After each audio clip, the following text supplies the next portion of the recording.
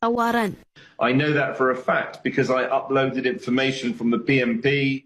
Nilinaw ni Conlan na hindi naman daw siya kontra sa mga pamilyang namatay sa panahon ng War on Drugs campaign ng dating Pangulo. Anya, karapatan din daw nilang mapakinggan ng publiko. Pero ipinunto niya na sa halos 70 beses niyang pagbisita sa Pilipinas sa loob ng 3 dekada, sa ilalim ng 4 na administrasyon, di hamak na mas ligtas ang Pilipinas noong panahon ni Pangulong Duterte.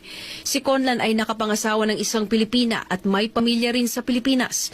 Kaya naman hindi niya mapigilang mag-alala at makisimpat siya sa nararamdaman ng maraming Pilipino matapos ang iligal na pag-aresto kay dating Pangulong Duterte. Kaya naman, pag-amin niya, patuloy niyang dinadalangin ang kalusugan ng 80 anyos na dating presidente. I do think there would literally be a war in the Philippines if he passed away.